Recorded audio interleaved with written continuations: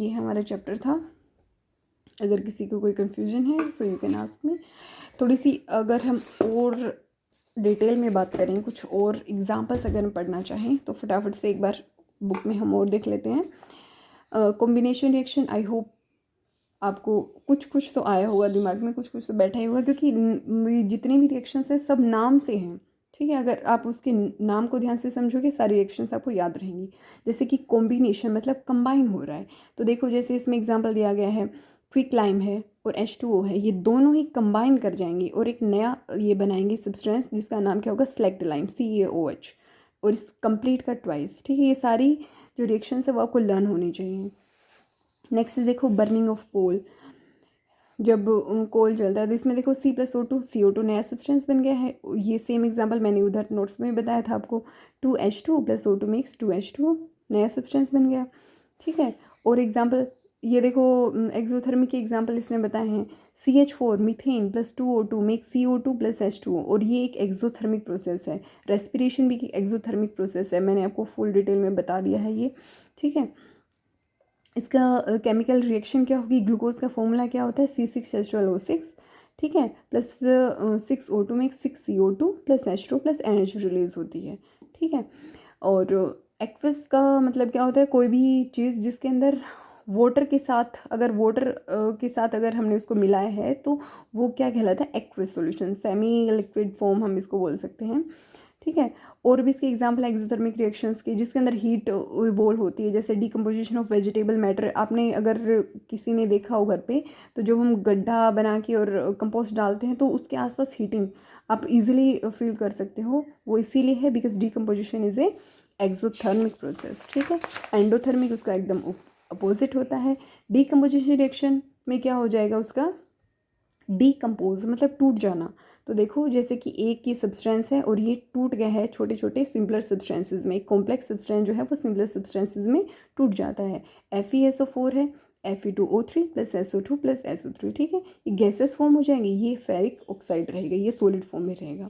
ठीक है, और देखो एग्जाम्पल्स, जैसे कि ये वाली जो हमारी रिएक्शन है, अच्छा okay that was like that. तो देखो अगर लाइमस्टोन अगर हम लें CaCO3 और जब हम इसको हीट करते हैं, ठीक है, तो ये क्या बनेगा, CaO + CO2 क्विकलाइम बन जाएगा और कार्बन डाइऑक्साइड गैस क्या हो जाएगी, रिलीज हो जाएगी। अच्छा एक चीज़ और, इन ऐसी प्रोसेसेस जिसको हीट करने के बाद वो अगर डिकम्पोज होती हैं, जैसे कि ये वाला एग्जांपल है फेरस सल्फेट वाला और दूसरा लेड नाइट्रेट वाला।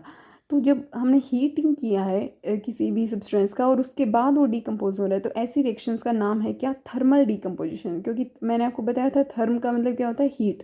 तो हीटिंग करने के बाद जब वो डिकम्पोजिशन हो रहा है तो क्या बोलेंगे, थर्मल डिकम्पोजिशन रिएक्शंस। ठीक है, लेड नाइट्रेट वाला इसने इक्वेशन दी है, केमिकल इक्वेशन क्या है, PbNO3 और इस कंप्लीट की twice mix lead oxide + nitrogen dioxide + oxygen. Right,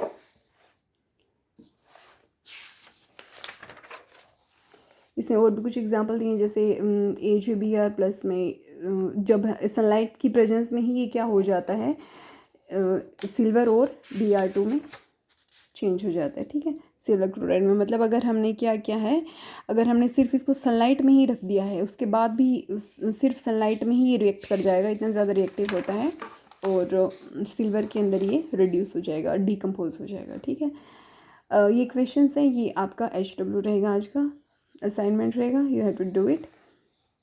और इसके बाद भी एक और सेट है जो वो भी आपको करना है। Next is displacement reaction, displace कर जाए। ठीक है, तो ये वाला कॉपर सल्फेट सॉल्यूशन है, इसमें पता कैसे चलता है, कलर चेंज हो जाता है। ठीक है, तो देखो इसके अंदर क्या होता है, कॉपर सल्फेट है और ये आयरन है, तो क्या बन जाएगा, आयरन सल्फेट बन जाएगा। मतलब A + BC mix AC + B, B अपना अलग हो जाएगा और जो ज़्यादा रिएक्टिव मेटल है वो अपना सल्फेट बना लेगी, मतलब वो कंबाइन हो जाएगी, और जो कम रिएक्टिव मेटल है वो क्या हो जाएगी, अलग रह जाएगी।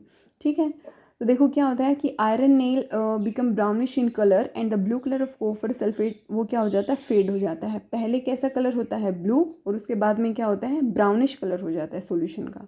तो ये ब्राउनिश कलर है वो रिप्रेजेंट कर रहा है कि अब क्या बन चुका है, आयरन सल्फेट बन चुका है। ब्लू कलर किसका होता है, कॉपर सल्फेट का। ठीक है, ये और फर्दर कुछ जैसे कॉपर सल्फेट, जिंक, क्योंकि zinc is also more reactive than copper.